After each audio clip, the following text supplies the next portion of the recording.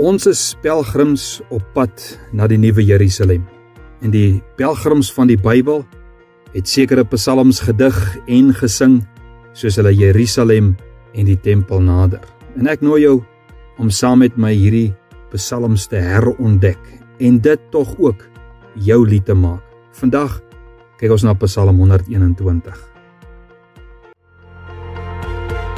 Jy luister na Kort en Kragtig en ek is Fanie Meiburg.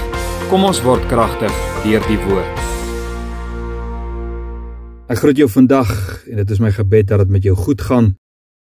En ek deel 'n bietjie hierdie afgelope paar dae en nog vir 'n paar dae wat gaan kom, deel ek met jou die pelgrims psalms, daarvan Psalm 120 tot Psalm 134 en vandag kyk ons 'n bietjie Psalm 121 en ek gesels met jou oor my hulp, want dit is waaroor Psalm 121 gaan. Soos die verse aangaan, wil ek met jou gesels daaroor. Kom ons lees 'n bietjie Psalm 121 vers 1. Wat sê die pelgrims? Ek slaan my oë op na die berge, waar sal my hulp vandaan kom? Daar is 'n uitroep soos wat ons maandag gekyk het. Daar is 'n uitroep en hulle vra, waar sal ons hulp vandaan kom? En dadelik kom die antwoord, my hulp is van die Here wat hemel en aarde gemaak het. En nou dink ek dadelik terug aan Genesis 18 vers 14, toe die Here vir Sara gesê het, Sara, jy gaan swanger word. En sy in haarself gewonder het, hoe is dit moontlik dat die Here, kan die Here my help? En dit is so mooi wat die Here vir haar sê, sou iets te wonderbaar vir die Here wees. Die skrywer, kyk nie na die skepping nie, hy kyk nie na die tasbare nie, maar hy kyk na die Skepper. Kind van die Here, moenie kyk na die tasbare nie. As jou uitroep is, waar sal my hulp vandaan kom? Moenie na die tasbare kyk nie, moenie na die fisiese kyk nie. Kyk na God, my hulp is van die Here wat hemel en aarde gemaak het. Vers 3, hy kan jou voet nie laat wankel nie, jou bewaarder kan nie sluimer nie. Ek wil hê jy moet fokus op daardie woordjie, kan, want dit is die klem, hy kan jou voet nie laat wankel nie. Hoor mooi, hy sal nie jou voet laat, hy kan jou voet nie laat wankel nie. Die bewaarder van Israel kan nie sluimer nie. Dis onmoontlik vir God om jou te laat wankel. Dis wat die vers sê. God vat verantwoordelikheid vir sy kinders. Toetse en uitdagings sal daar wees en die moontlikheid om te struikel of te wankel is daar, maar God sal jou voetstappe bewaar en dis onmoontlik vir God om sy oog van jou af te haal, want God sluimer nie. God is wakker, kind van die Here, oor sy beloftes aangaande jou, meer as wat die kan sê van die mensgemaakte afgode. Hulle kan nie sien nie, hulle kan nie hoor nie, en hulle kan nie help nie. So is ons God nie.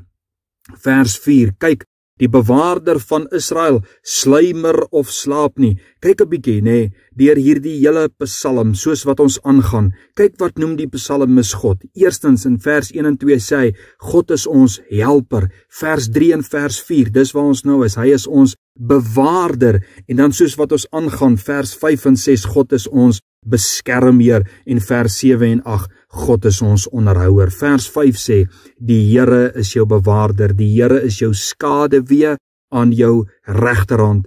Nie net as God jou bewaarder nie, maar ook jou skaduwee. God is dit en die een wat aan jou regterhand is, soos jou skaduwee. Met elke beweging is God daar. 'n Skaduwee is net moontlik as daar iets is wat die skaduwee kan gooi. En God is daardie realiteit. God is nie net 'n skaduwee nie, maar God is die realiteit. Soos jy die skaduwee gooi en soos jou skaduwee is, so is God.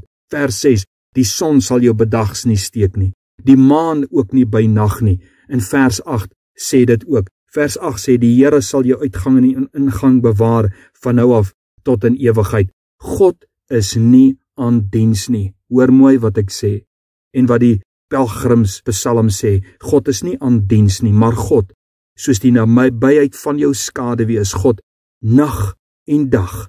Wanneer jy uitgaan en wanneer jy ingaan, is hy jou bewaarder. Vers 7, die Here sal jou bewaar vir elke onheil, jou siel sal hy ook bewaar. Kind van die Here bewaar jou siel ook. Is dit nie die werklike fokuspunt van Satan nie, jou siel. Alle tye en geleenthede sal die vyand gebruik om by jou siel uit te kom. En selfs hierin sê God, deur die Here die hele proses van Babylonië en hulle ballingskap het die Here hulle siel bewaar. Jou siel, soos met die volk, is veilig by hom. En dan kom vers 8, die Here sal jou uitgang en jou ingang bewaar, van nou af tot in ewigheid. Luister na die versekering wat ons aan God het.